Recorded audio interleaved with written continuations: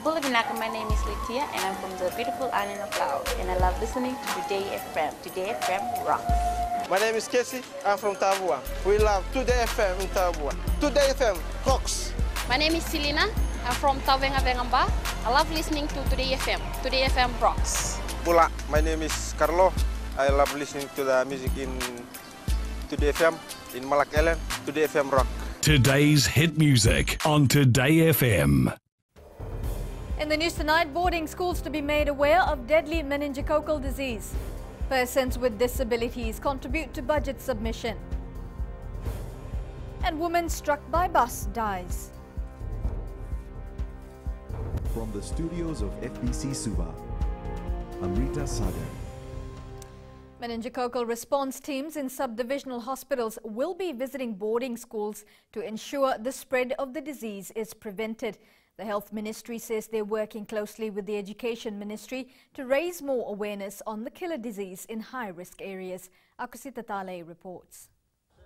The Health Ministry has confirmed most of the meningococcal disease cases were from boarding schools this year. The team on the ground is working very closely with the management of the school and have already been into the school and have taken the appropriate public health response measures, given out the necessary antibiotics, and they are very much aware down on the ground and in the school of the signs and symptoms of meningococcal disease. Dr. Alisha Sahu Khan says their response teams are active and will be visiting boarding schools from this weekend to detect any new cases and ensure more awareness during this period. They are aware of this outbreak and the particular risk that it has posed to boarding schools. So they do have the awareness materials and information that we have provided to them. And we know that our teams on the ground, in the subdivisions in particular, do work very closely with those boarding schools. Permanent Secretary for Education Alison Birchall says it's an issue the ministry takes seriously. And so we're working very hard to ensure that particularly schools with boarding facilities are made aware of the issues of hygiene so that we can try and prevent infection among our students and indeed among the staff. 12 meningococcal cases were reported from Levuka St. John's College last year, which has been controlled. The Health Ministry says they don't want a repeat of this, hence the increase in awareness. Akusita Tale, FBC News. Persons with disabilities today raised a number of issues and concerns with Economy Minister Ayaz Sayed Qayyum while making submissions to the national budget. Issues raised includes public transportation, discrimination from society, delays of grants from the responsible ministry, and the need for more disability-friendly facilities. Kelly Vidala reports. Associations responsible for persons with disabilities made use of the face-to-face consultation to highlight a number of concerns. The Disabled Persons Organization for the 2017-2018 budget, we've just received our first allocation this month. We've not received anything from August last year. So the allocation, the submissions on what we provided, the first portion what we just received was actually received earlier this month. The Ministry of Social Welfare has been so slow. And I hope that, we'll obviously raise it. Part of the consultation, of course, we get feedback on many of the ministries and how they're performing in terms of delivery of the service. Issues on taxi drivers denying to provide services to persons with disabilities was also highlighted. The 20% discount on taxi fares, sometimes drivers deny us to give that. And also, when they see a disabled person coming to catch a cab on the base, they move out of the base, making excuses that they have a job to pick. One of the things that we're doing is bring about some regulations, as you know, changes in regulations.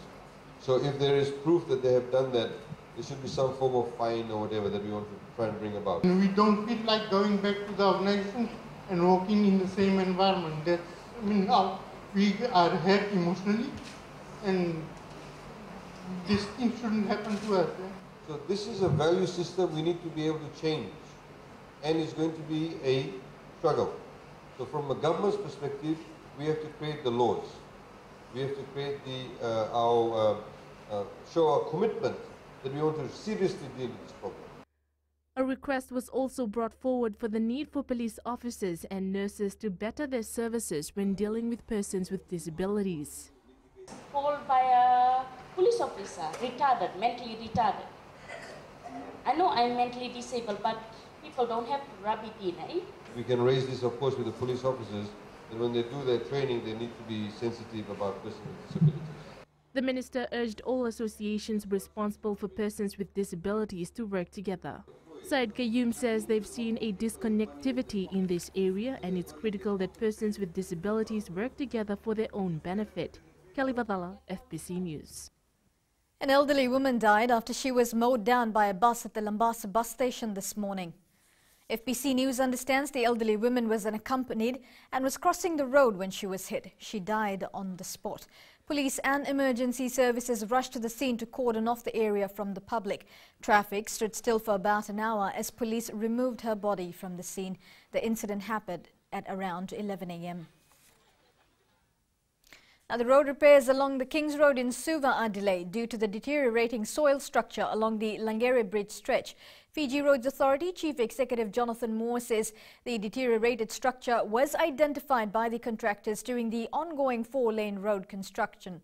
Rachel Nath reports the decision to work on the structure was made after a thorough survey was conducted.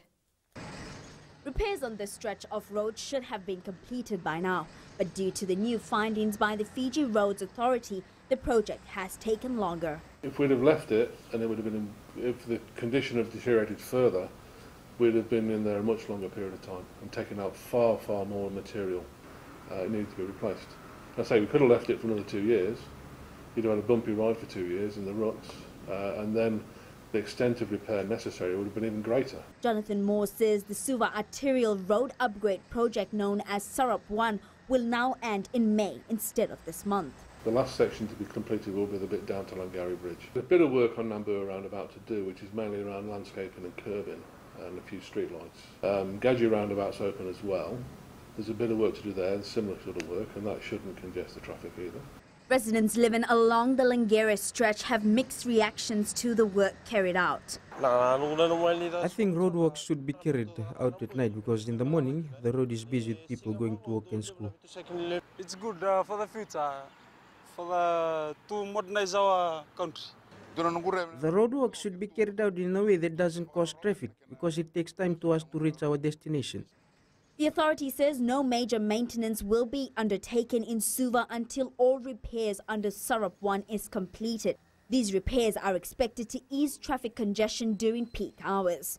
Rachel Na, FBC News. Leader of Opposition Rote Mumukepa has confirmed that she has formally applied to the Social Democratic Liberal Party to contest this year's general election. In a video released on her official Facebook page, Rote Mumu explained that she interviewed with SODELPA's selection panel and is now awaiting their decision on her application as a provisional candidate. Rote Mumu added that her decision to stand in the elections was based on the endorsement by the Mose Vanua, the chiefs of the Rewa province. And still to come, World Meteorology Day celebrated in Lambasa.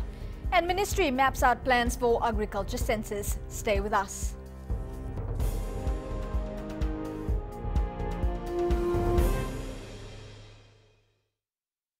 Bula, kera mai singatoka, kera ndo talita kana varorong na Radio Fiji 1 and domoy viti.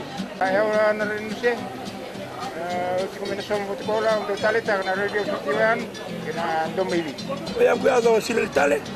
Nagurara may nawamanyi nandunga gitu talita jadi anggo bina sebale bu nanggo rongo barrongo na Radio Fiji 1 nandumay viti. Na Radio Fiji 1 nandumay viti na bonga ni BNN.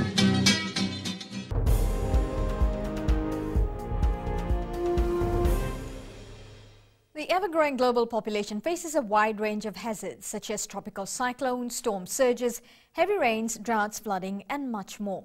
And it is of utmost importance that we are weather ready and climate smart to increase our resilience to the changing weather and climate patterns.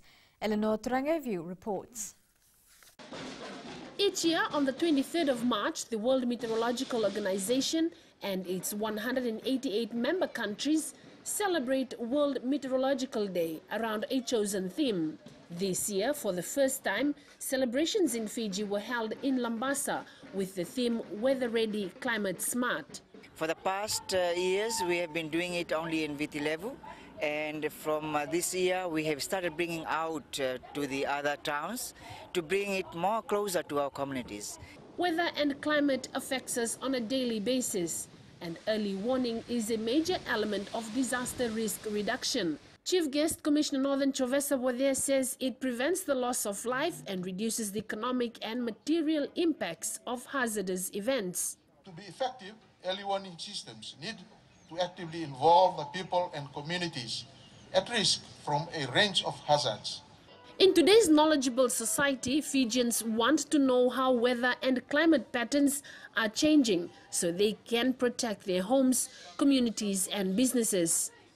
To meet these demands, we need more researches, observations and models to produce timely and accurate forecasts and services to help build a more weather-ready and climate-smart nation. The celebration today provided an opportune time for the Fiji Meteorological Office to raise awareness on the weather, climate and hydrology to the public, school students and other stakeholders.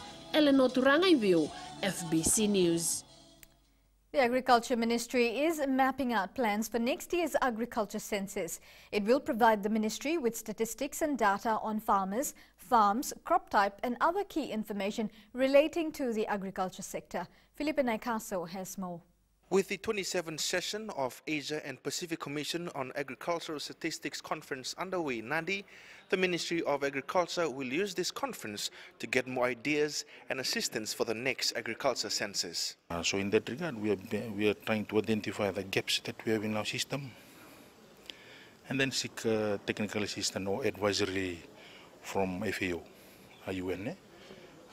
They can provide short-term consultancy services. The UN Food and Agriculture Organization will be providing technical assistance to the ministry for the census. Each country should carry out at least once in 10 years an agricultural census in which each and every farmer is contacted. And we try, and that information gives us an understanding of productive structure of the agriculture. The ministry says the census results are vital for the country. Agriculture census is very important for, to basically calculate the contribution of agriculture to our GDP and how best we are addressing issues in agriculture in terms of production, exports and productivity in the sector. Around $3 million will be spent on conducting the agriculture census in 2019. Felipe Naikaso, FBC News. The Lands Ministry embarked on a common sensing project aimed at improving resilience towards climate change. Speaking to geospatial industry experts in Suva today, Minister Fayaz Koya said it will improve disaster risk reduction and contribute to the sustainable development of the 3 selected small island developing states, Fiji, the Solomon Islands and Vanuatu. Since its inception, a group of scientists representing various fields visited government organizations on a fact-finding mission regarding data availability and capacity level. This will be achieved through the direct interaction with the existing programs with the Commonwealth Secretariat, which includes the Climate Finance Access Hub, and in addition, the activities will be implemented with the support of national government agencies and the regional Commonwealth structures. The High Court will rule next Tuesday in the case of Samuela Wanga, charged with 1 count of being in possession of ammunition without a license. Wanga was apparently in custody for 7 days before being charged and produced in court. And at that time, police sought an extension to keep him in custody for more than 48 hours. Wanga's lawyer Iqbal Khan is challenging the court's decision to grant the extension on the grounds that his client was in police custody for 7 days, far more than 48 hours before being produced in court. Khan said that his client is entitled to bail and is challenging the decision to not grant him bail. Local musician Wanga is alleged to have been in possession of .22 caliber live ammunition at his Domain Road home in Suva earlier this month. The New Zealand Defence Force made a round of maritime surveillance from Nosori to Kandavu today in commemorating the Lodala Bay flying boat veterans. To witness the surveillance, members of the New Zealand High Commission Office, Commissioner Eastern Luke Moroivalu and media were on board the Defence Force aircraft. The trip is an acknowledgement of the long-standing relationship between Fiji and the New Zealand Defence Force. Probably the one we survey the most is Fiji. And that has to do with the proximity to New Zealand and our relationship with the Fijians. And we don't just use the P3, we also use Navy assets. Having the assistance of the Royal New Zealand Force Surveillance Assistance, which used to be there and now it is now again offered to Fiji, and we should accept it in both hands. In sports later with Jamie, Tamandamu dominates day one of Mara Sevens, but here's Rachel Nath with the latest in business. Thanks, Amrita. Good evening, and coming up in business tonight, 11.2% increase in visitor arrivals. And in growing Fiji, new space for display and talent at Fiji Museum. Stay with us.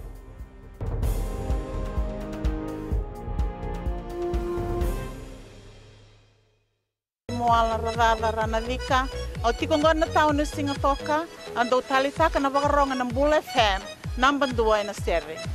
Ya dora subuni kurnambili, ibora ni batu karaham para binaranga, do talitakina na wakaronga ng Bull FM, number 2 na serve. Bula! Bula FM, number 2 na serve.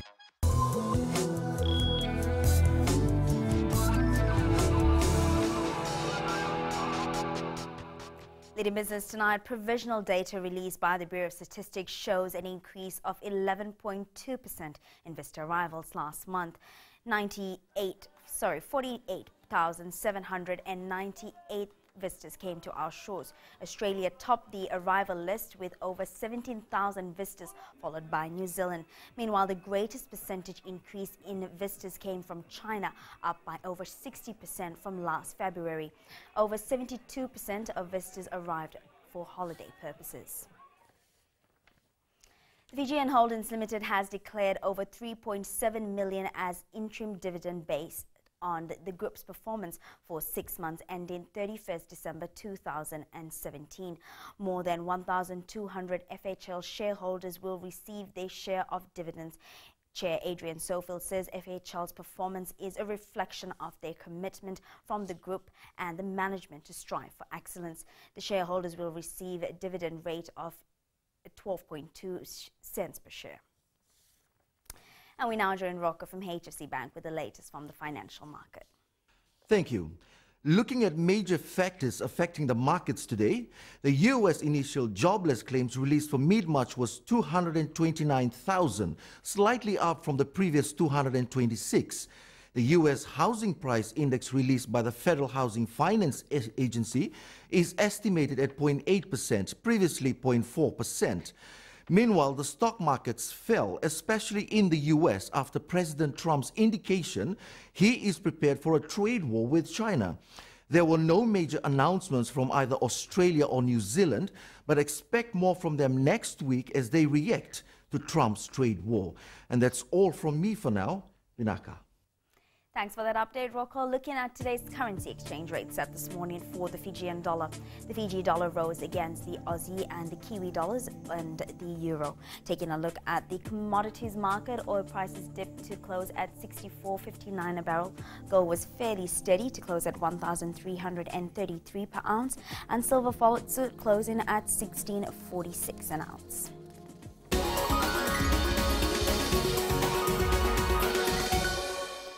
And in growing Fiji tonight, the Fiji Museum has collected almost 20,000 unique cultural objects in its diverse collection of archival materials.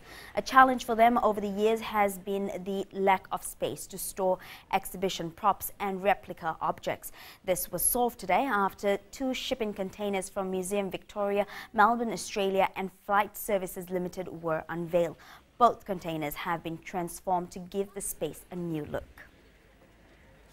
this is one of the bigger drives and impetus for us to transform the spaces and have our young people use this as a learning space as well, so that they come and explore their visual and artistic endeavors, and they might have these skills at which they need to they can explore and use as well. So I'm really thankful to that, and that's one of our bigger, I would say, strategies to do that.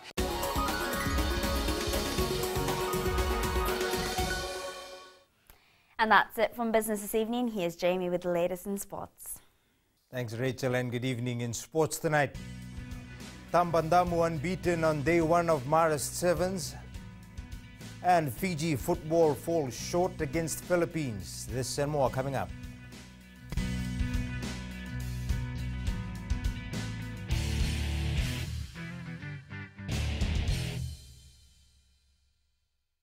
मैं Premila वायरुकू recce recce से सुबह मेरी आँख खुलती है तो मैं मिर्ची एफएम सुनती हूँ। मिर्ची FM is number 1, it's so hot. हम लोग बार टाउन के कैरियर ड्राइवर लोगों ने हम लोग के मिर्ची एफएम सुनो अच्छा लगे। मिर्ची एफएम इज हॉट। हाय, मैं संध्या नारिया रेफरी से मेरे सारे दोस्त मिर्ची एफएम सुनते हैं। मिर्ची FM is hot. I love मिर्ची एफएम। हमें स्पिन टोटो ताबुआ के मिर्ची एफएम में सबसे अच्छा गाना बजे। मिर्ची FM it's hot.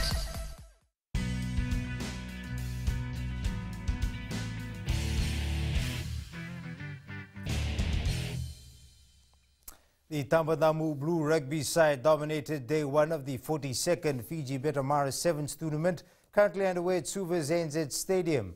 The defending champions went through its pool matches unbeaten, defeating West Coast Drifters 35-0, Portsmouth Kellen Brothers 40-0 and Vuna 28-0. Millie Tavanga has more. The Tambandamu Blues proved the spectators and fans that they are capable of retaining the Maris Sevens title. The meaning for the Tambandamu team for this year, we want to scope the cup final again. And the success for the team for the past year, just only because we believe in God, and we know that God can do everything for us. Filled with experienced players, the side is confident of a good outing. Some players that are in the squad, for Fiji squad, Sam Mumbale, Apenisa, Rakamlavu, and also Terry Tamani. 3 of our players are in, including for the Fiji squad. And we are hoping that we'll win this tournament again. Meanwhile, coming all the way from Taveuni, the Holy Cross rugby side is using the tournament to test the capabilities of its young players. Tournaments like this, especially guys from the island, the young guys from the island, because hardly, the FRU, the development officer to come to the island to see some hidden talents. So we try to bring a team from Taveuni to come and compete with top teams here in Viti Levu. The elimination rounds underway at Suva's ANZ Stadium. Melita Banga, FBC Sports. Today, the Vuna rugby team fulfilled its long-time ambition to play in a high-level local sevens competition when they competed at the Maris Sevens. Team captain Leone Mbukonrokonroka says being in the famous Maris Sevens is one of the best experiences ever for the side. Luciana Tangedakimbao has more. Having travelled all the way from Taveuni, the Vanol Levu team was enthusiastic about their first competition on Viti Levu. First time playing here in Viti Levu. We also playing in the island of Viti Levu. It's new for us. And here in the stadium, it is kind of tournament, big tournament like this. We just had it from last year, the following year. And we coming from our mind just to come one day. Team captain Leone Mbukonrokonroka says they have learned a lot from other teams. Help us to be exposed to boys. When we met some also in the Fiji rep, they already play in the Fiji team. After the match, and we know that that one is already in the Fiji team because we don't know each other, and only the difference is experience from them. Player Ravini Katewai says he's glad to be competing. This is the first time I just come over here and playing in the Maris 7. It's a great privilege to me to come and play in the big tournament like this. Meanwhile, the Maris 7's competition will end tomorrow at Suva's ANZ Stadium. Luciana Tangedakimbao, FBC Sports. Meanwhile, a few Fiji Sevens extended squad members played for their respective teams at day one of the Maris tournament today. Army had the services of Apisai and Domalai Lai and Isake Katonimbao. Teri Tamani Apinisa the Kaumbalavu and Samu Mbale were pivotal for Tambandamu, while Sakeo Railoa and Kichani Talinga featured for police and Pio Tuwai for wardens. These players will have a point to prove at the tournament as they try to secure a place at the Hong Kong Sevens next month. The Fiji Pearls lost their second match in the Tiny Jamieson series in New Zealand, going down to Malawi 67-52. The Vodafone Fiji football side lost their friendly international match against the Philippines last night in Manila. The Philippines led 1-0 at halftime before scoring 2 more unanswered goals early in the second half. Fiji came back firing late in the match with 2 goals from Ame Votuniu and Roy Krishna, but time was not on its side, with the match ending 3-2. The West Fiji Dolphins anticipate an uphill battle when they meet the Rabarabo Rabbitohs tomorrow in round 3 of the Vodafone Cup. The Dolphins lost 10-6 last week due to the unbeaten Sambeto Roosters and are hungry for redemption. However, it won't come easy against last year's finalists. The match kicks off at 5:15 tomorrow afternoon at Prince Charles Park. This game is very important to us because we all know that Rabarabo Rabbitohs played in the final last year against Sambeto Roosters. They are a very good team. They have many experienced players, and looking forward for the game tomorrow. I feel confident in the Rabarabo team, my boys, and we know Dolphins are going to put out a good performance, just like they always do every week. And for us, missing out last week as we were in a bye, our coach was really hard on us, putting us in a lot of runnings. It was a grand final rematch between the Melbourne Storm and the North Queensland Cowboys when they met in round 3 of the NRL last night. The Storm still too strong for the Cowboys, registering a 30-40 win.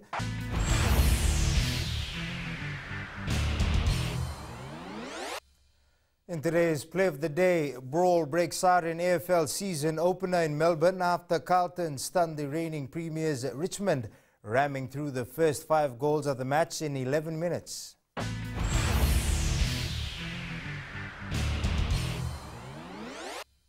That's it from Sports Tonight. Join Angie later on with weather, and in the world of the weird and the wonderful, a look at the Indonesian family which has a 200 kg crocodile as a pet. That's coming up.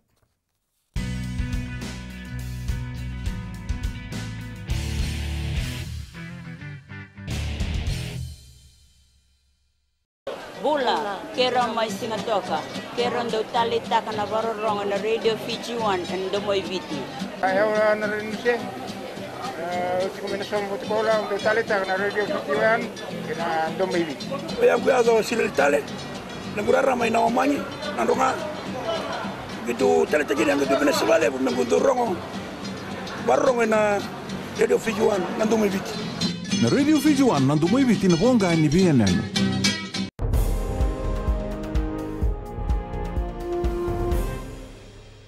New media, in a post on his profile page, the Facebook chief executive explains how the company fumbled with user data in the Cambridge Analytica scandal and outlines how it plans to make things right with its users. And here's Angie with the weather update.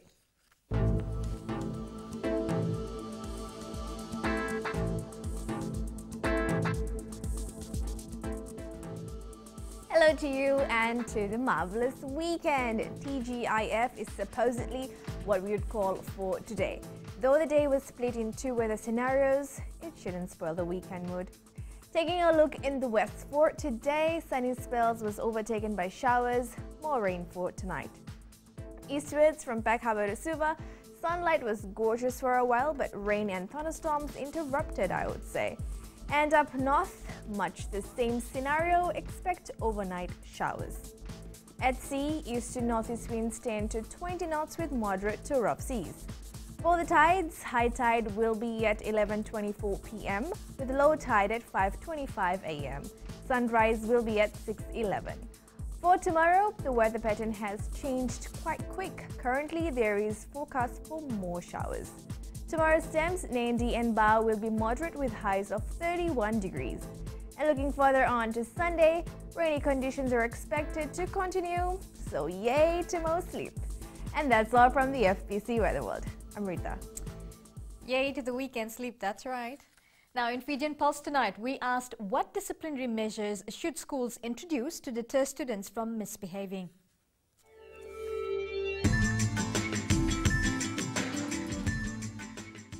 I should suspend student, and if need arises, call the parents and tell them about their mistakes. Putting more of positive reinforcement interventions where you can involve the parents too, and the teachers and the parents are both involved in order to actually reinforce children's positive behavior. One of the preventive measures which I think is that we involve stakeholders or church elders in terms of counseling. Maybe once or twice a week, that would be enough to prevent the risks. Especially nowadays, we are not allowed to hit children, especially in schools or maybe at home. They can report anytime. Maybe they need to be counseled. And we need to look into the family situation.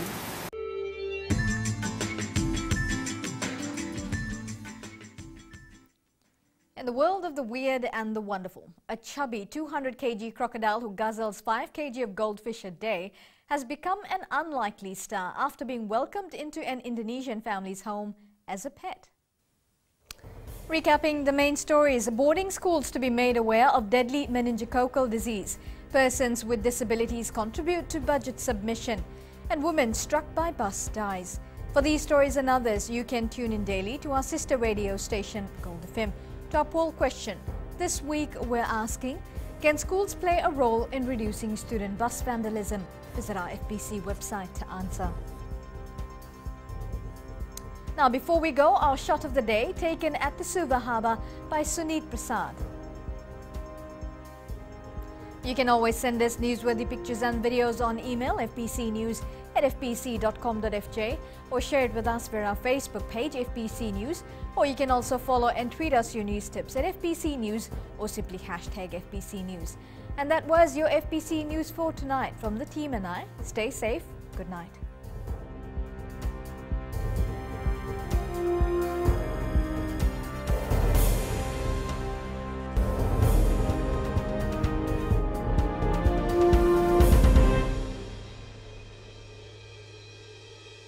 Wrong on the radio Fiji One and Domoy Viti. Ayaw na rin siya. Kombinasyon mo sekolah untuk talita na radio Fiji One kina Domoy Viti. Kaya kuyaga sila tale. Nagurara may naomanyi nandunga. Gitu talita gini ang gitu pinasabale pag nagundurong barong na radio Fiji One na Domoy Viti. Na radio Fiji One na Domoy Viti na ponga ni BNN.